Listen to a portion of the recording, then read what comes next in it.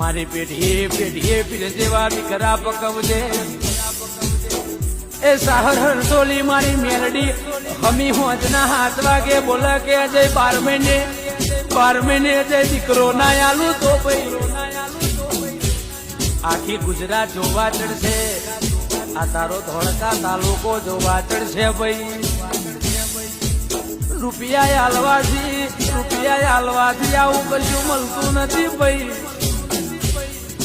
એના માટે વેરાગ જોવો હાથમાં વસેડો ઊંચો કરવો પડે છે ભાઈ એ હું કશું કરતો નથી મારી ફરજી વાલજીની મેરડી કરે એ કરું છું ભાઈ હું ગાતો નથી હું તો ખાલી રમતની મોજમાં રમત કર્યા કરું છું દડી પડી છે મેદાનમાં જે ખીલ એના બાપની